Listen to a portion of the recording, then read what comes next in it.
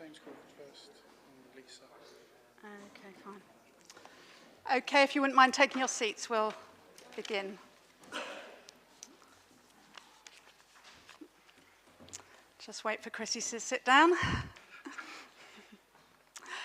Good evening, everybody. Good evening, councillors, members of the public, and people watching on the live stream. Thank you for coming to tonight's September council meeting. We start, as usual, with questions and comments from the public and councillors. So, Chris, what questions do we have? So first question was from James Crawford. James? Thank you, councillors. I think my voice...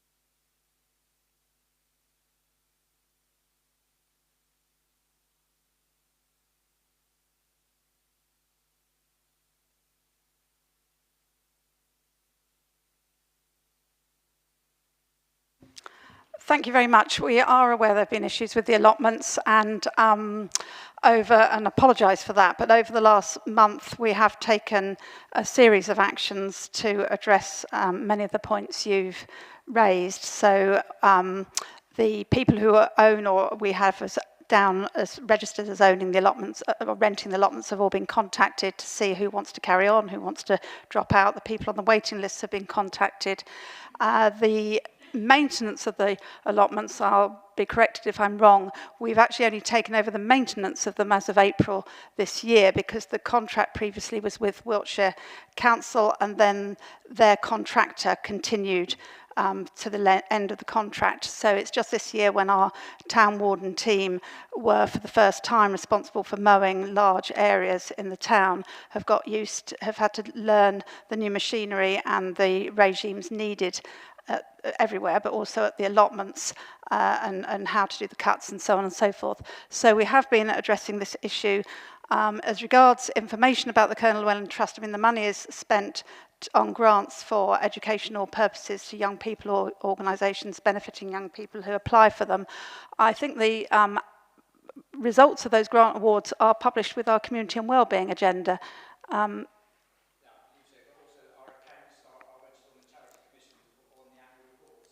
Right, yeah.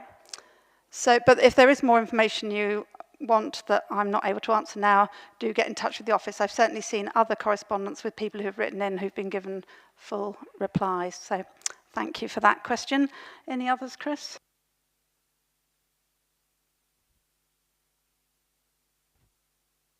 Lisa?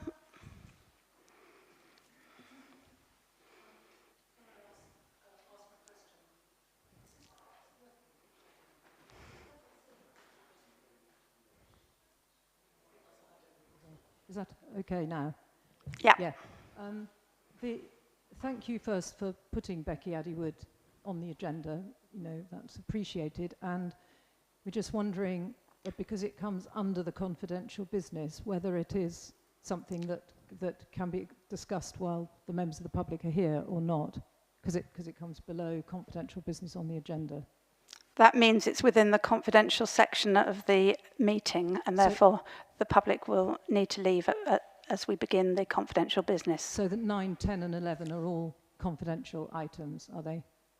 Yes, so 9 we have to have a vote to move into confidential business, and then items 10 and 11 are the items we're discussing in the confidential session. Yeah. I was just going to ask if it was public, could it possibly come higher up the agenda, but that's fine, okay.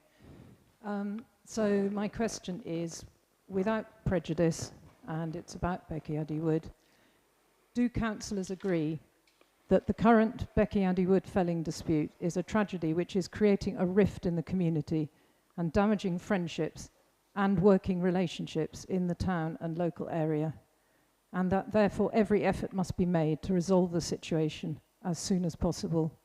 Please will the council therefore urgently reach settlement with the friends of Becky Addywood? Thank you for your question. In anticipation of questions on this subject, we have a prepared statement that I'm going to read out, partly in answer to questions and partly because although we do need to have discussions in private, we do want to keep the public informed as best we can as regards the progress of the situation. The town I will begin with some background because not everybody is as well versed with the history of the situation as perhaps people here. The Town Council was served with a temporary injunction by the High Court on February the 10th to prevent the council carrying out work in Becky Addywood. The work was to make safe trees affected by ash dieback adjacent to the road and the public footpath. The work was being carried out in line with the management plan prepared following discussions with the Friends of Becky Addywood, Frobor, and after sending them the plan with the request that they consult their members. No results from such a consultation were received by the Town Council. The works that had been carried out by the Town Council were approved by the Forestry Commission in September 22 under the terms of a felling licence. The Forestry Commission consulted with Natural England and Wiltshire Council before granting the felling out licence and took into account a number of objections raised by some of the members of Frobor. The Council's approach was to promote the biodiversity and sustainability of the woodland, minimising felling as far as possible, and all work was conducted with an ecologist on site to ensure that wildlife was protected and additional bird and bat habitat was being added. The plan was to replace trees lost with a wider variety of tree types to make the wood more resilient in the face of future tree disease. The temporary injunction was served without the Town Council being represented in court.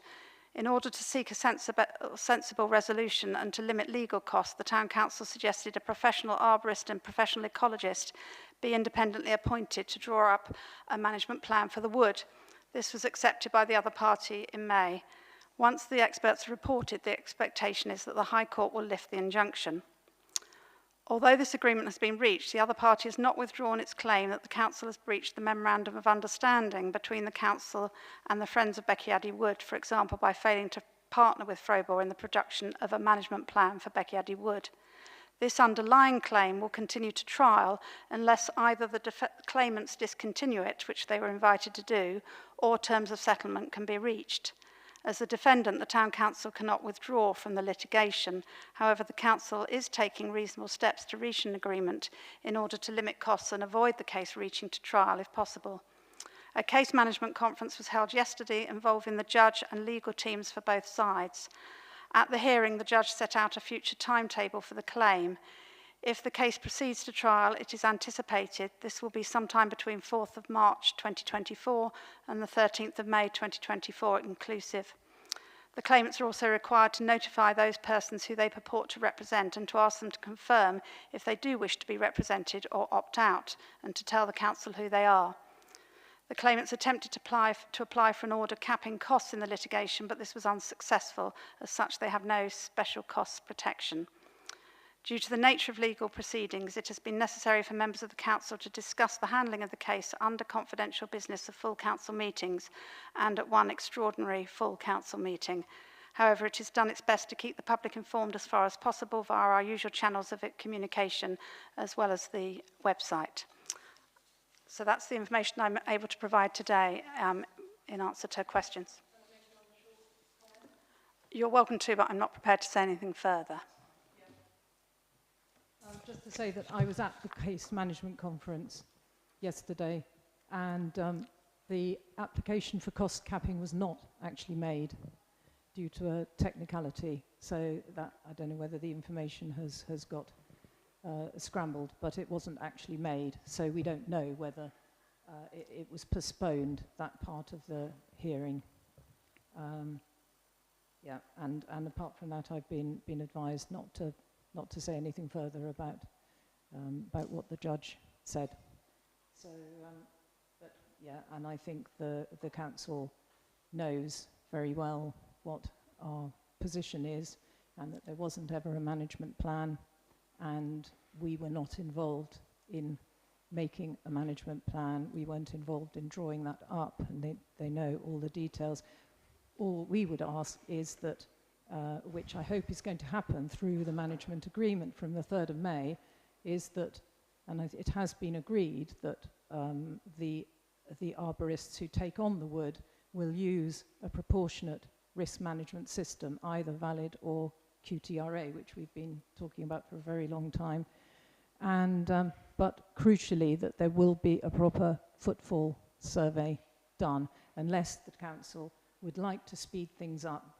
There's two ways we could speed it up. Either they agree to use the footfall survey that was done over 3 weeks in May and June last year, or we could do a footfall survey together with the members of Freiburg and members of the town council to speed it up. We could then give that footfall survey to the arborist to allow that, and we have actually made that suggestion, so yeah.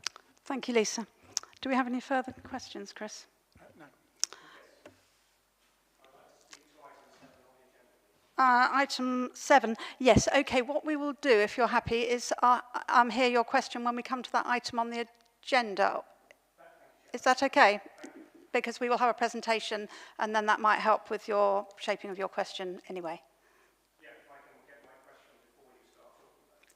Well, we'll have the presentation, then I'll take your question, and then we'll discuss it. I'd rather make the question now. Okay, that's fine. I need training on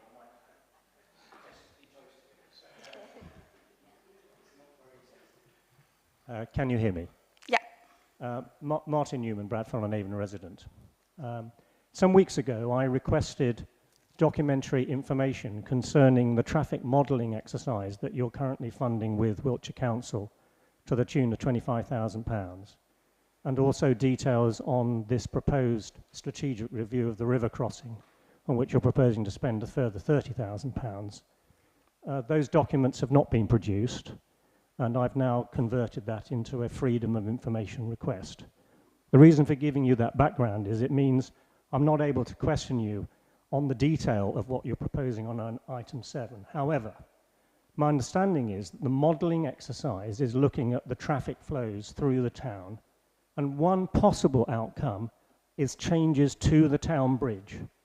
It might be widening again, as it was done in the 18th century.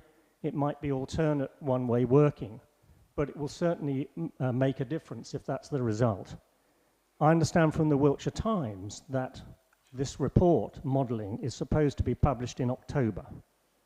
Surely it would be irresponsible of the council to commit money now on a review of the river crossing until you know the results of the modelling exercise, which could have a significant impact on the existing river crossings. Do you agree with me? The two will run in tandem. I mean, Tim, do you want to come in on that, because this is your area particularly? Martin, what is happening is that you're correct, we are looking at traffic flows through the town. The question about the town bridge, about whether we widen pavements or somehow alter the traffic arrangements on the bridge, that is more likely to come under the actual strategic outline case that we're proposing to look at the pedestrian bridge. But I think you're absolutely right. There is some synergy between the two.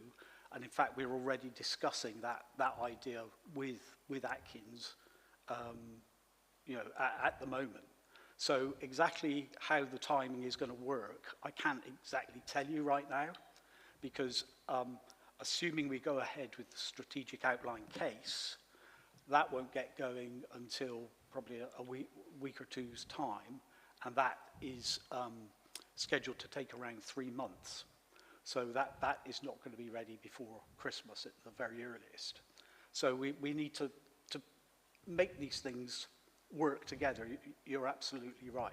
But so October's not far away for you have the results of the modelling. It seems absurd to commit £30,000 of public money now when the delay to October means that you will have all that information to hand. We won't be directly modelling changes to the traffic system over the bridge. So what we will be looking at are areas to the north of the bridge where there is the potential to change the traffic arrangements, which may involve some one-way working. But we are not, at this stage, planning to convert to, say, one-way working on the bridge. So that modelling can, in large part, go ahead without actually a detailed evaluation of what is happening on the bridge. Which brings me back to my freedom of information request. I can't discuss the detail, but I hope councillors have heard the logic of what I say, and when you come to discuss it, you might reflect on it. Thank you. I think Sarah has something to add on that, but she'll do so when we discuss the item. As regards the paperwork relating to the strategic outline case, everything that exists, as far as I'm aware, was published with the agenda, except the actual bids received from the companies, which is commercially sensitive and therefore can't be published. Well, I'm waiting for the results of the FOI to see whether it's actually Okay, thanks. Okay, next item on the agenda is apologies. Do we have apologies, Chris? We have apologies tonight from councillors Jenny Parker, Emma Franklin and David Garwood. Okay. Any declarations of interest? Nope. So we come to the minutes of the last meeting held on the 4th of July. Has everyone had a chance to look at those? Is there somebody willing to propose accepting the minutes of the 4th of July? Tim, thank you. Do we have a seconder? Alison, thank you very much. Any, I need to sign those. And we need a vote. Yes, those in favour? Any against? No, so that's carried. Thank you.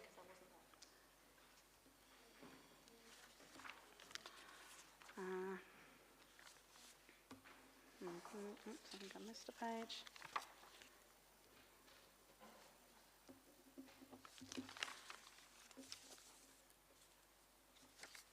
Any matters arising? Anyone want to raise anything arising from those minutes? No.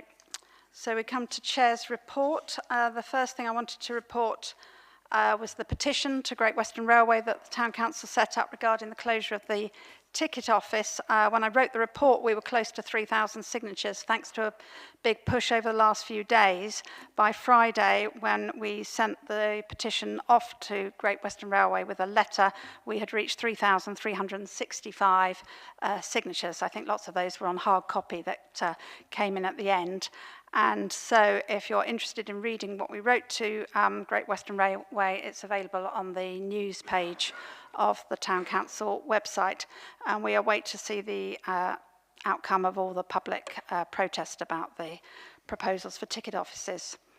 Next item to mention is the skate park opening is on Saturday from 12 till 4. We were delighted that the skate park was ready so early in the summer holiday ahead of schedule, so the children were able to benefit from it throughout the holiday time. And this is the kind of official opening event with demonstrations and competitions and all sorts of exciting things happening. So everyone very welcome to Poulton Field on Saturday afternoon.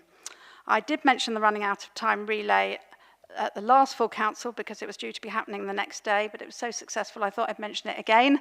And the banner that Alex with other volunteers made is hanging at the back of the hall, and as well as being a really attractive thing on the day, and it was very successful with lots of people, the thing to add since then is that Alex and Rowena Quantrill of Climate Friendly Bradford took the banner to London, so they were there for the finish of the relay in front of Big Ben. The point of the relay was to take this baton from Ben Nevis to Big Ben to highlight the climate emergency and that we're running out of time to address it. So thanks to Alex and Climate Friendly Bradford for their work on that. Other things, I won't read everything, but to pull out from the report is the South West in Bloom judges came at the end of July, and it's another opportunity to thank all our volunteers involved in looking after our green spaces, but also particular projects in particular places such as Wiltshire Heights and the Horseshoes Pub and so on. So we wait for the results of that in October. Save the Children Fund have done an amazing job. They celebrated their 50 years of fundraising in Bradford on Avon in the summer, and they have, over the 50 years, raised £485,800, so very short of the 500, just short of the £500,000 mark. So that is quite an incredible record. And they were here again with their cakes on Sunday for the annual Flower and Produce Show, which was another huge success. And the other event of the weekend, of course, was the Walking Festival, which continues through this week, which it was great to open on Friday and to talk to people who are not just from Bradford who take part, but come from far and wide. I chatted to a lady who came from Romsey specially. She came from Romsey last year, and she came again this year because she'd enjoyed it so much.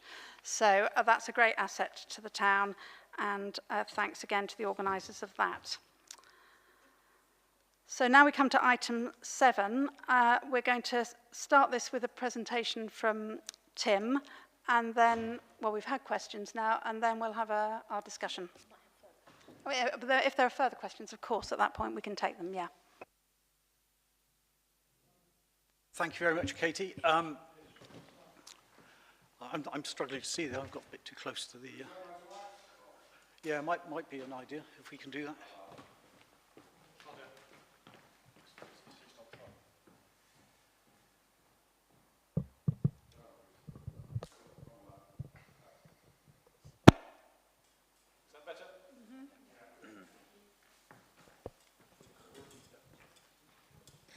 Can you hear me? Yeah. Right. Okay. Well, thank you very much, Katie. And thank you very much to Duncan Laird, who's very kindly given us some real valuable expert advice on the way to go about this particular project. Okay. So, well, as I'm sure most people here are aware, there's been a very long-standing aspiration for a safer river crossing here. And when we ran the Future of Transport consultation about 18 months ago now, the single measure that would increase or make people more likely to want to walk and cycle around the town was a new crossing over the river. So 69% of people said that would actually make them more likely to walk and cycle around the town. Now, there's been a long history on this. The main thing is that we need to present a very robust business case if we are going to achieve something here. And we need to look at a whole range of options that might include anything from something as simple as widening the pavement on one side and reducing it on the other side to a complete new bridge. Or even, there have been suggestions that we should tack an extra pedestrian bridge onto the side of the existing bridge. Now, we don't know if that is feasible. But... Sorry, Tim, you really can't hear unless you speak into the microphone. Can you hear me now? Yeah, you need I to don't think it is, closer. either. It was, but you need it to be. You have to have it right here. Okay. Unfortunately, it's Right. to do it your way. Cool. Right. Right. Okay, so what I think the main point about setting out on this project is that we need to have a vision and benefits-led project, not a design-led project. And if we go back 10, 12 years, we know of all the problems that a particular design brought up in the town. And I can tell you from personal experience, I've had people come up to me and just grab me by the collar and say, I voted, I was absolutely vehemently against that particular design, but I desperately want to see another crossing over the river. So I think what we need to do is to avoid that design-led potential schism.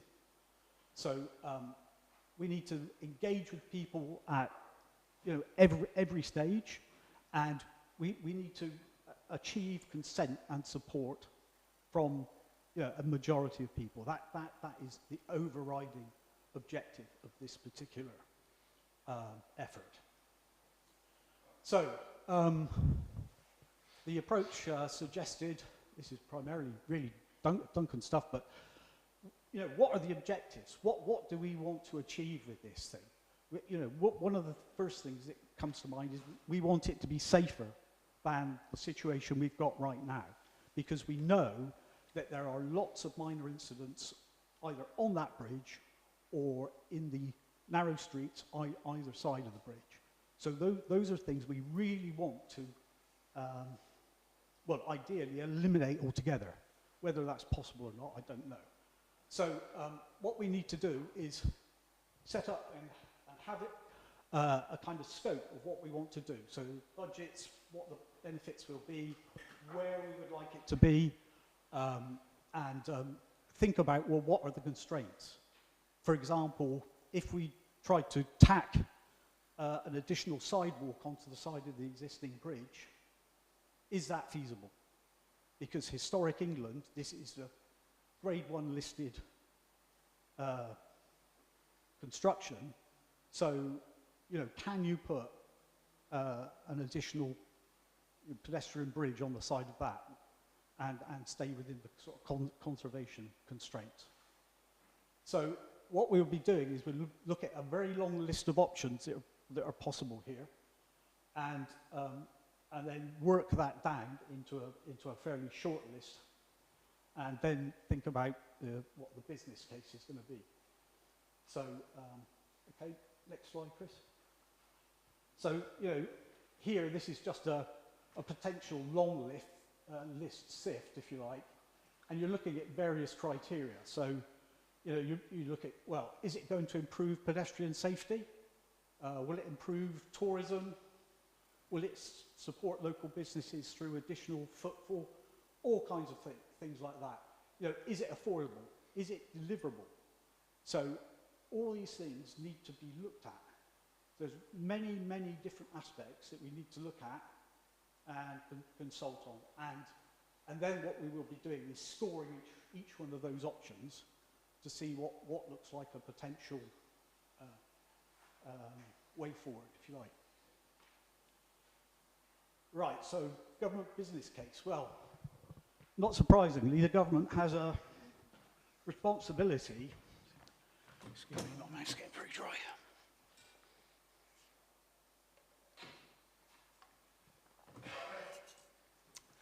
To ensure value for public money. So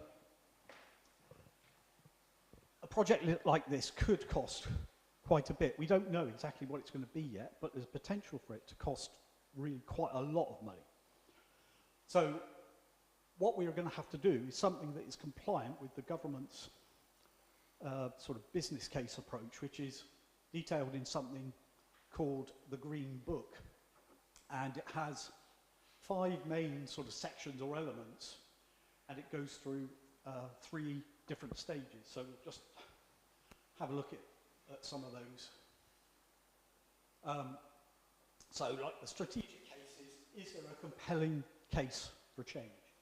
So, you know, what are the motivations? Or do these stand up to scrutiny?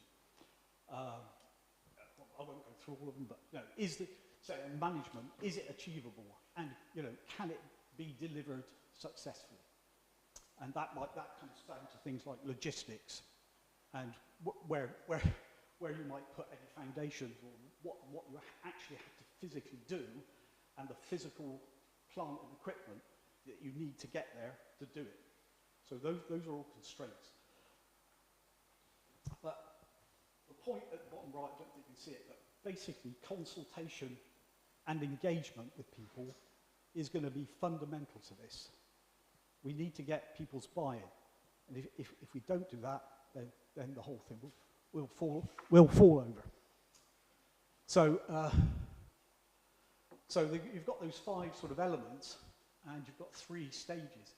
First one is a strategic outline case. That's what we're going for right now, what we're proposing to do. So this is the initial sift, if you like, and constraints and limitations. The second one, assuming that goes well, is the outline business case.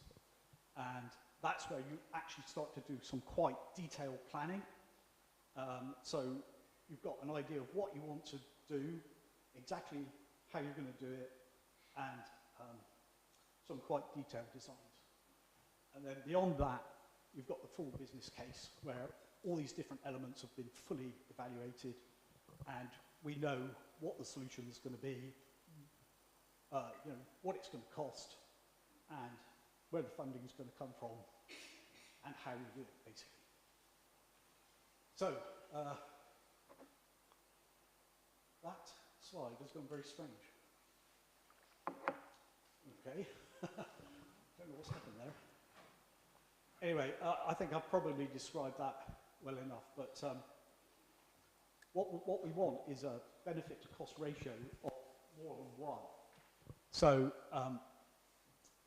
when you're looking at a project like this, you need to look over a very long term. So we might be looking at a 30-year time span. And so you measure the potential benefits that your project is going to deliver over quite a long time frame. So obviously we want the benefits to be outweighing the costs. Interestingly, the revision to the 2020 Green Book, to the Green Book in 2020, put a bigger focus on local strategic fit and not just the absolute numbers. So they're prepared to look at a more wide sort of horizon than simply looking at spreadsheet numbers, for example. And so in that context, you're looking at social and environmental benefits. So that's the plan of what we are hoping to do. So I'll stop there. Okay, thank you. Actually, one thing before I go. Duncan, do you have anything to add to that synopsis? Could you perhaps introduce Duncan, Tim? Would that be helpful for people? Sorry, Duncan is head of I think it's urban design at the National Trust, and he's one of our residents, and he's got huge experience as a planner, traffic engineer, air pollution expert, so on and so forth. Thanks, Tim, and evening, everyone. I think Tim gave a good overview of the kind of approach. I just wanted to say that approach is really common. It's something that is done all the time. I'm currently in my day job doing 3 of these, and it is a really, really good way to objectively and openly find a way forward And in terms of the town bridge, there's obviously there's loads of options about how that could be improved. A new bridge, an amendment to the existing bridge. Is it north? Is it south? Is it 2 lanes? Is it 3 lanes? So there's loads of possibilities. And again, the framework that Tim's outlined gives you a way through that and helps you try and pick the best option that delivers most value for money, the most benefits, and includes people's opinions as you move through the process to ensure that there's buy-in and support for what you're proposing. So it's not a process where a design and a solution comes out of the air that will be undeliverable. It's something that is incrementally and logically progressed. So the town comes up with a really great solution that is deliverable, that has got, hopefully, a lot of support. So I can't say whether, what the best solution is at the moment, but what I can say is that if you go through this framework, this way of assessing options, this way of trying to figure things out, it is a good way of reaching a solution that hopefully is good for the town. Thanks, Tim. Thank you very much, Duncan. That was really helpful. So the motion, yes, it's behind me on the screen. To explain, we did discuss this at the Sustainable Travel Committee, and the committee approved the appointment of consultant 2 out of the choice of 3 we had to do this project. But because of the amount of spend, it needs to be approved by full council, which is why it's come to this meeting. Sarah, you had something to say that I held you back from answering the questions. So perhaps, do you want to make your comment first, and then I'll see if there are any more comments, and then we'll go to a debate. Yes, the only point I was going to make following Martin's very careful comments was that the wider traffic surveys that Wiltshire Council are working on with Atkins as their provider are looking at pedestrian safety across the town centre and air quality and trying to improve that and looking at solutions and modelling that will work towards that. But there is still a pinch point on that whole process of what they're doing, which is the safe pedestrian crossing over the river. And my feeling with this scheme is that if we work through this as a logical in the system that Duncan has outlined, we do need to address that point. And it's been something that we've all tried not to talk about, I think, for a very long time after the last very divisive and slightly unpleasant situation that we ended up with the design that nobody seemed to want and everyone wanting something. And if we can follow this process through of analysing what we need at that particular point, it's a great complement to what the rest of the town centre work is doing, and which is why I think it's important that we go ahead and work at the point where one can influence the other. Whereas if we wait until Atkins have completely finished, then nothing that comes out of this will have any influence on that, and vice versa. So that was my feeling about the importance of doing it now.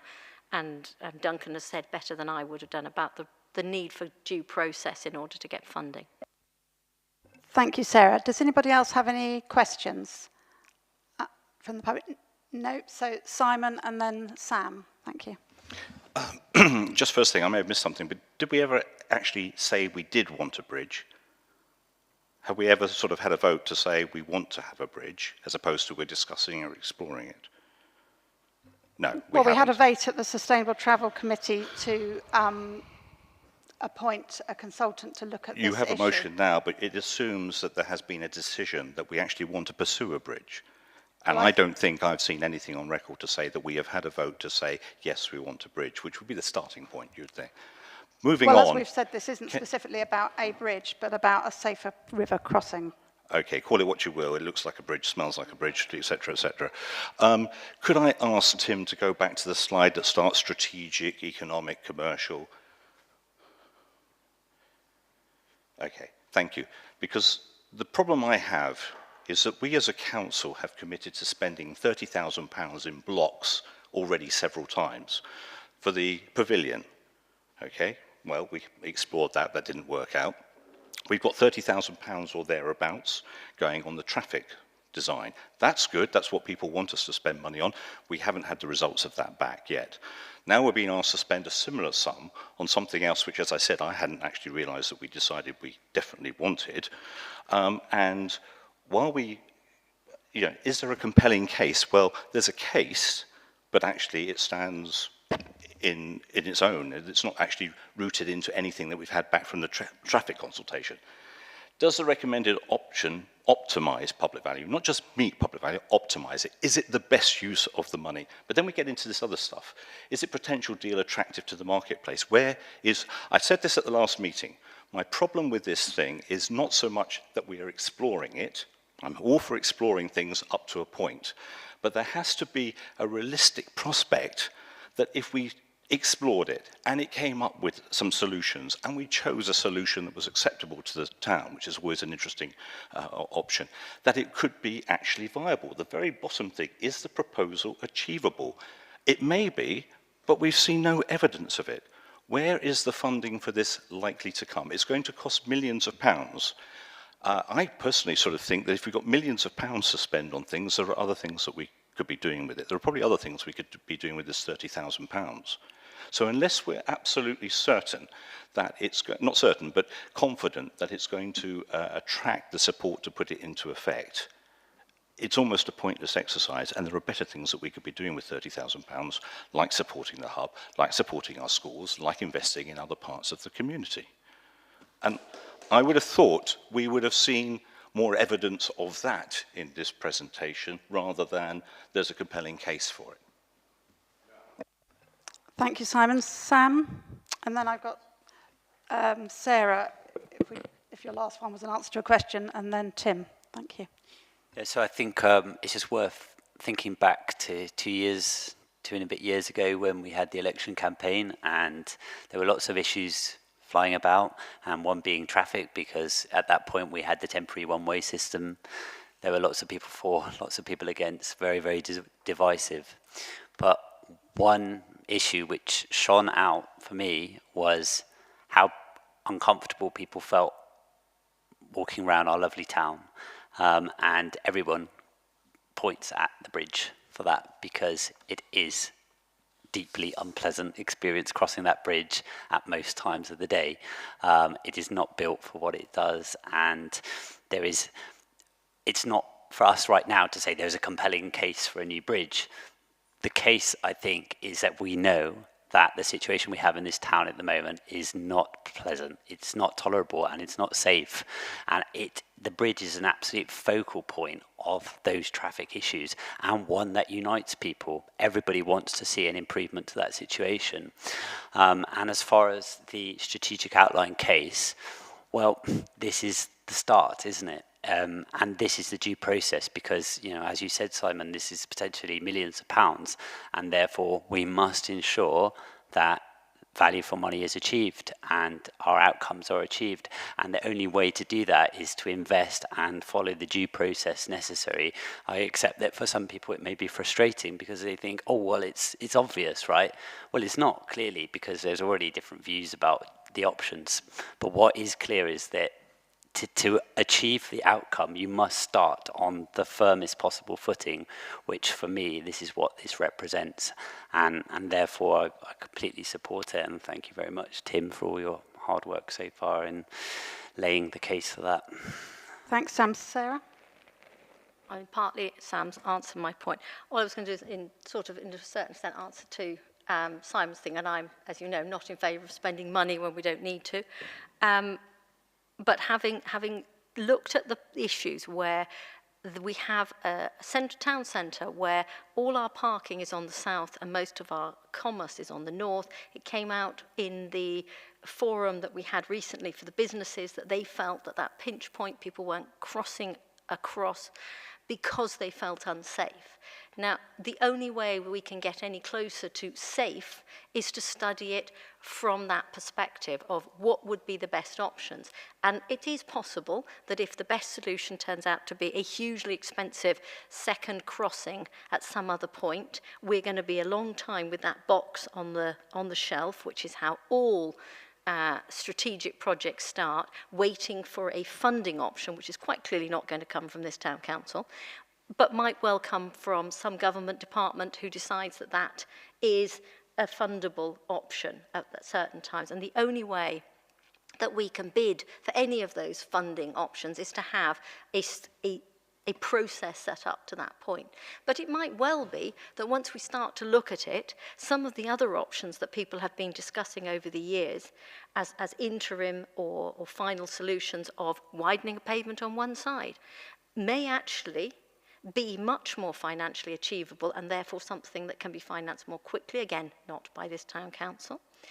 And therefore, the only way we can progress the situation is to start with this strategic outline, start looking at analysing what our goals are and which options start to achieve those goals. And I don't think there's any other option. We can't ignore the problem. We can't sit there and watch how a mobility scooter can't cross over a pram. It's not sustainable as it is. That's my point, and thank you. Thank you. Okay, but then I have a list. All right, I'll let Simon come in quickly, and then I've got Tim and Alex. Yeah. No one is disputing that the crossing of the bridge is unpleasant. Okay. In fact, let's not spend any money. Let's agree that we need a second bridge as and when we can find the money for it. And let's save £30,000 now. We haven't actually had that decision about even should we be pursuing the idea of a bridge, because this suddenly seems to have materialised out of somewhere. There's not been a vote to say we are going to pursue a bridge or definitive argument for it. But what is the point of having spending this money on it when there seems to be at this moment no opportunity for it to ever materialise? We didn't, for instance, suggest that we should spend money investigating a bypass for the town, because we all realised that was never going to happen. Well, just before we spend £30,000, could someone please show me that there is somewhere the prospect of a pocket of money that if we come up with £2.5 million, we'd be able to achieve it? Because actually, for £2.5 million, we could give every person, man, woman and child actually, £25,000 and say, please find other forms of transport. Simon, I'm sorry to interrupt, but you know that that's a gratuitous statement, because government funding does not get to a point where they might fund a piece of strategic infrastructure, but they're not going to come along and put £25,000 in the pocket of every member of Bradford and Avon. I think it's as wishful as anything else I've heard this evening. Thank you. I think we are all agreed that the safety of people crossing the river is an issue, and this outline case isn't about one specific project, a bridge, or any other specific project. It's about how to achieve that. Tim? Have we not? Well, Tim has presented, but he hasn't contributed to the debate. So Tim, then Alex, then Kate. I think there has been some extensive consultation about this, Simon. We ran the Future of Transport consultation, and one of the things that came out of it was that most people would want to feel safe when they walk around the town, and that includes going over the bridge. And when we asked them, well, what single measure would make you most likely to do that, 70% said that an improved river crossing or pedestrian bridge would meet that criteria. So that's one thing. I agree there hasn't been a specific vote on it, but if you spend money running a consultation and then ignore the results, I would say that you're very much guilty of wasting public money. Second thing is the cost of accidents on the bridge. Now, according to the Department for Transport, any minor accident is going to cost around £25,000 to be dealt with by health service, doctor, medical staff. I looked at the accident map for Bradford on Avon over the weekend, and there are about 20 accidents with it, either on the bridge or within about 100 metres of it over a 10-year period. So what we're looking at is a project that potentially is going to have a lifespan of decades, say 30 years. So if you've got, I don't know how many of those would have been, avoided had there been a safer crossing, but let's assume that about half of them were. So you've got, 10 of those accidents are immediately, not going to cost anyone money. So if you just look at it in purely financial terms, that's £250,000 over 10 years. Well, if you multiply that up to get to 30 years, you're then immediately up to £750,000. The other thing is, I'm not sure where the number 2.5 million came from, but what I can tell you is that it may have come from an estimate that Andrew Nicholson provided when he looked at the Bath Quays Bridge. And his information was that the Bath Quays Bridge, which has a total span of over 60 metres, I know because I paced it out, cost around £5 million. Well, the thing with bridges is the cost goes up exponentially as the span increases. The span, if we were looking at a bridge, say here, the span would be around 25 to 30 metres. So it would not be simply half of £5 million. So as far as I'm concerned, we've done the consultation and we should act on the results. And I think there's a very good chance that the numbers and the wider benefits will stack up. I was going to say one other thing and I've forgotten what it is now. Okay. Thank you, Tim. In that case, I'll take Alex and then Kate, and then I think we're probably ready to vote. So, Alex. Okay, I would say that it's not necessarily whether we need another bridge or not, it's a matter of timing. And I feel very strongly that we have two documents or two projects going on at Wiltshire Council level, one of which we funded, which is obviously your own traffic consultation. And the primary remit of that is to make it safer to walk around the town. We have consistently, over all these consultations you've done, all the time I've been in council, and quite a long time before, said the most important thing in the town is to sort out the pedestrian experience. That includes across the bridge, whether you have another bridge or not, because people want to cross over our historic bridge. Don't interrupt me. Sorry, Tim, I thought you were going to... Sorry, he suddenly did that, lunging forward. I thought he's already had his 300 points. Sorry. So, also, we have a current... In fact, we've just put in about the air quality management. So, there is a problem with air quality in this town. Wiltshire Council recognise they have to do stuff on the bridge and through our tiny little roads to make them better with respect to air quality. So I feel we need to let them come forward to do those appropriate things on the bridge. We clearly don't want such huge things on the bridge. We don't want them to have, they actually say in the air quality management, they won't do roadworks when it's a busy time in Bradford. Well, they clearly don't take any notice of their actual recommendations. But if we could pin Wiltshire Council down to do the remit with respect to the traffic consultation, that project that they're doing now, we will have a safer town to walk through.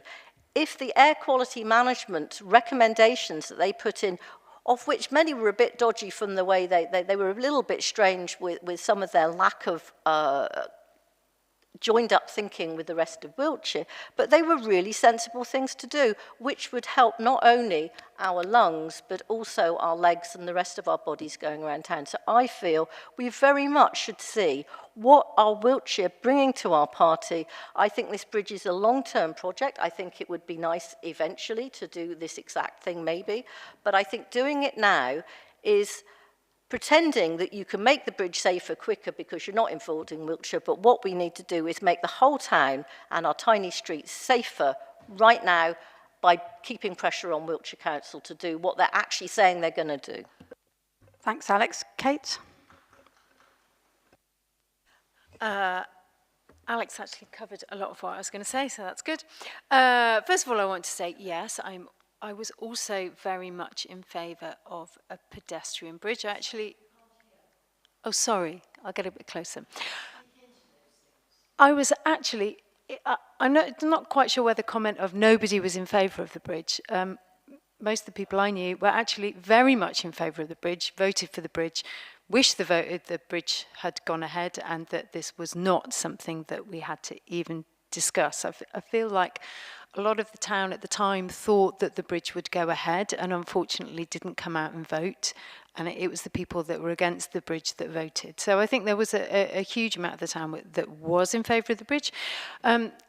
Simon's point about finance, I'm really interested in. I would love to know. There's nothing about where the funding may come from, not even discussed. And I agree, it seems like a lot of money to spend.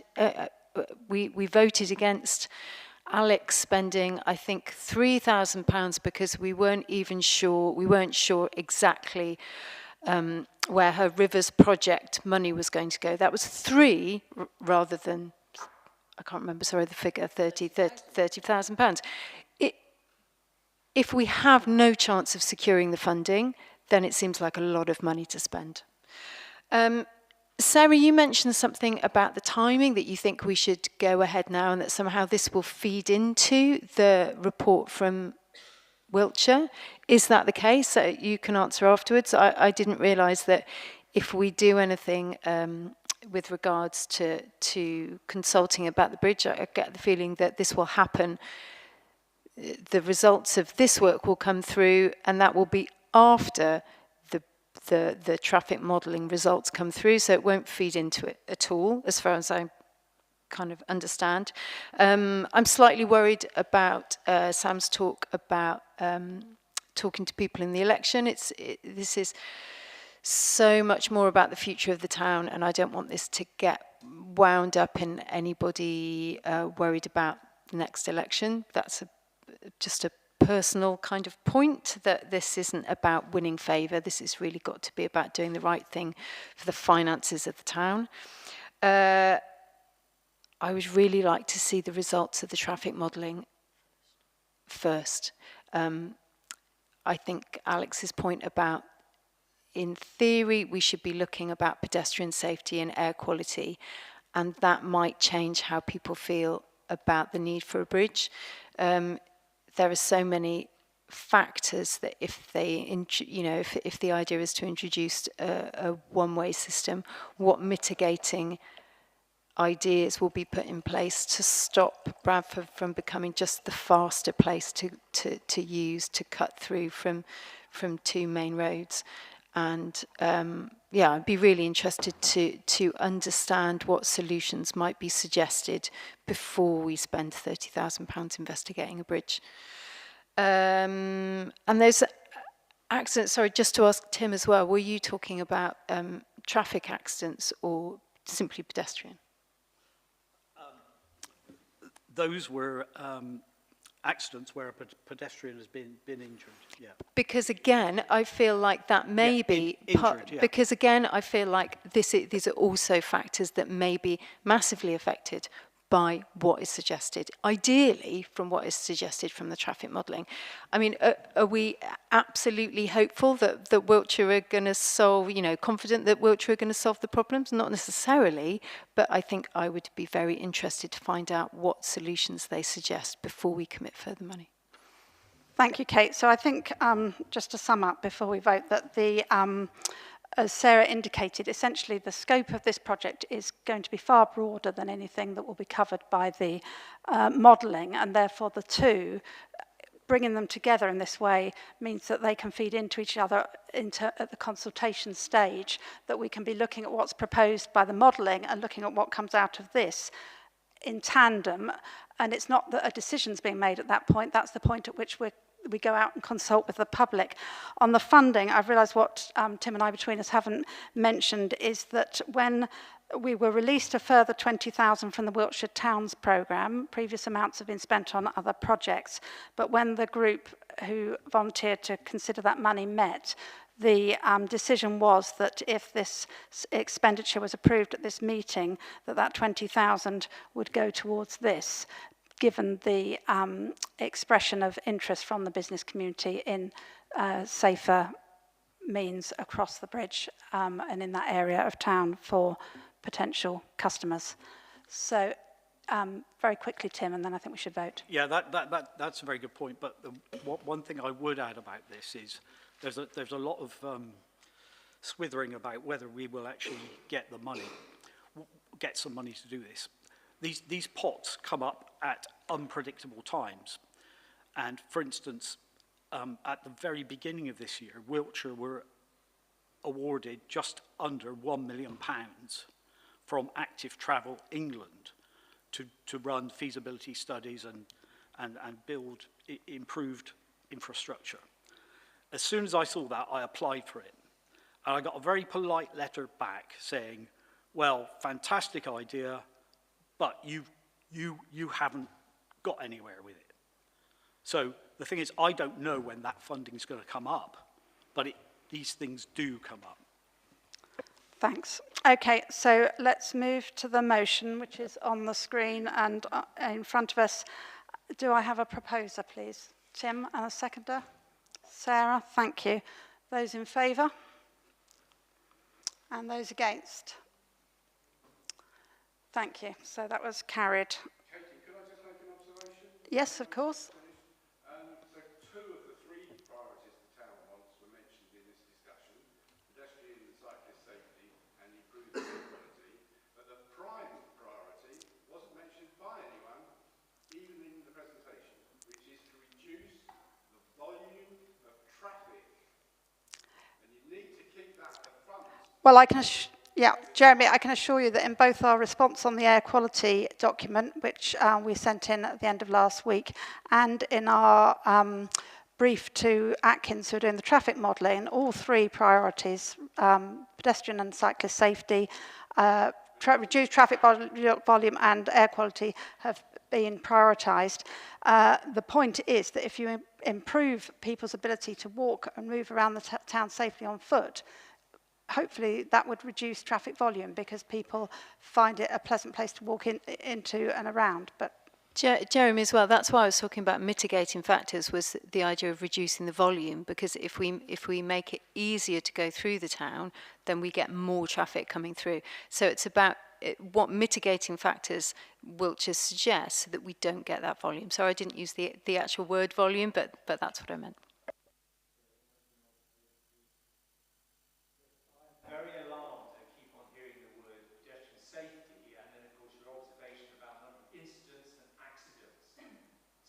Building up a serious risk, and we all recognise as we walk across that bridge that we are taking our lives into our hands. Harm to individuals. I'm very surprised this doesn't have mitigations from a risk assessment that does something to solve the problem of incidents like accidents to pedestrians from vehicles right now, because the next thing you'll have is a death, and that will be capitation cost of £2 million. I mean, this is why we do ask people to report any incident, however minor, to the police, because then it is all logged. The figures Tim's given will only be those that have been logged.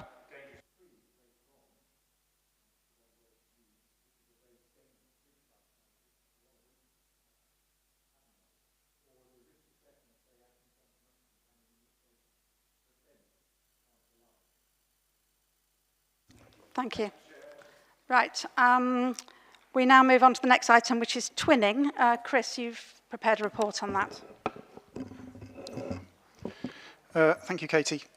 Yes, just a for information report for councillors in the town, providing a little bit more information on our twin towns, the history of kind of twinning, and to highlight the upcoming visits that are going to be coming to Bradford and Avon, and then potentially a visit in 2024 from France as well. Very happy to take any questions from anyone that remains. In which language? Thank you, Chris. So for anybody who's watching, maybe, we have visits expected from our German twin town, Norden, and also the town in Tubas that we have a friendship link with. Both groups are coming over in October, and in fact, they overlap briefly with each other. Does anyone want to add anything about the twinning visits? No? Okay. Just that it's very sad that the members of the public are not as excited about the twinning visits as we are. But hey-ho.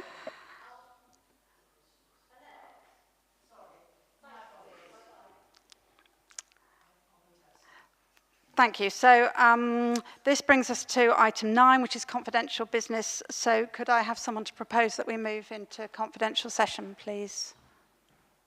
Alison, and a seconder? Sam, thank you. So thank you to members of the public for leaving at this point. And we need to turn the live stream off. So goodbye to any viewers on that. Thank you.